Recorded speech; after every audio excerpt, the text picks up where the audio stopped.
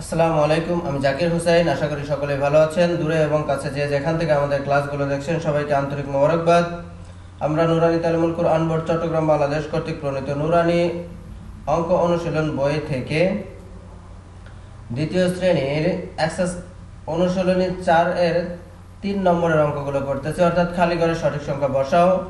আজকে আমরা ঝ, ইয়, ট, ঠ এই 4টি অঙ্ক করার চেষ্টা করব। এই ধরনের অঙ্কের ক্ষেত্রে আমরা সবাই জানি যে এটা দুইটা সাইড থাকে, একটি সাইড থাকে সমান চিহ্নের ডান সাইড, অন্যটি থাকে সমান চিহ্নের বাম সাইড। এটার একটাই কথা, সেটি হচ্ছে যে সমান চিহ্নের বামের কোনো সংখ্যা অথবা খালি ঘর যদি ডানে চলে যায় তাহলে চিহ্ন পরিবর্তন হয়ে যাবে, অর্থাৎ বিপরীত চিহ্ন হয়ে যাবে। আর যদি ডানের দিক থেকে কোনো সংখ্যা বামের দিকে চলে আসে তবুও সংখ্যা বিপরীত হয়ে যাবে, অর্থাৎ যোগ থাকলে বিয়োগ হবে, বিয়োগ থাকলে যোগ হয়ে যাবে। আর আমরা যখন এই ধরনের অঙ্ক দেখতে পারবো, অর্থাৎ খালি ঘরের শুরুতে যখন বিয়োগ চিহ্ন দেখতে পারবো আমরা, তখন এই খালি ঘরটাকে আমরা সমান চিহ্নের ডান পাশে নিয়ে যাব যাতে এই বিয়োগটা যোগ হয়ে যায়। তা না হলে যদি এই খালি ঘর আমরা বামে রেখে দেই তাহলে বিয়োগ সহ থেকে যাবে। সুতরাং আমরা খালি ঘরকে সমান চিহ্নের ডানে নিয়ে যাব আর সংখ্যাগুলোকে বাম পাশে নিয়ে চলে আসব। তাহলে এভাবে লিখবো, বা খালি ঘর 15 সমান এই হচ্ছে 12 যোগ এই যে বিয়োগ খালি ঘর ছিল এটাকে এখন সমান চিহ্নের ডানে নিয়ে যাওয়ার কারণে যোগ খালি ঘর হয়ে যাবে।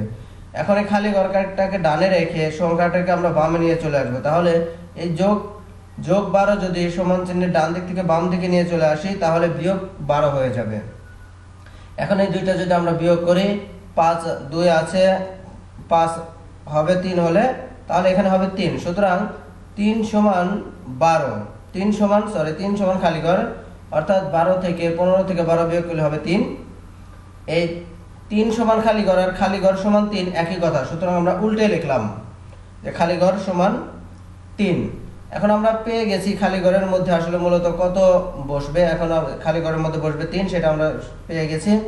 সুতরাং আমরা এটাকে সুতরাং দিয়ে আমরা লিখব খালি ঘর বিয়োগ 15 বিয়োগ খালি ঘর সমান 3, আর এই খালি ঘরের মধ্যে সমান 12, খালি ঘরের মধ্যে আমরা 3 লিখে দেব। এরপর ইয় নম্বর অঙ্কটা, এটা কিন্তু খালি ঘরের সামনে কিন্তু বিয়োগ চিহ্ন নাই, সুতরাং এটা আমরা খালি ঘর সমান চিহ্নের বামে রাখবো। খালি ঘর সমান এই 15 আর এই 8, যেহেতু বিয়োগ 8 ছিল, এটা যখন সমান চিহ্নের ডানে চলে যাবে তখন যোগ 8 হয়ে যাবে। এখন এই দুইটা যদি আমরা যোগ করি খালি ঘর সমান হয়ে যাবে 23, 15 আর 8 যোগ করলে হয়ে যাবে 23। এখন খালি ঘরের মান কিন্তু আমরা পেয়ে গেছি 23, সুতরাং দিয়ে আমরা লিখে দিব 23 বিয়োগ 8 সমান 15। এখানে একটি খালি ঘর রেখে দিব, অর্থাৎ খালি ঘরের মধ্যে হবে 23।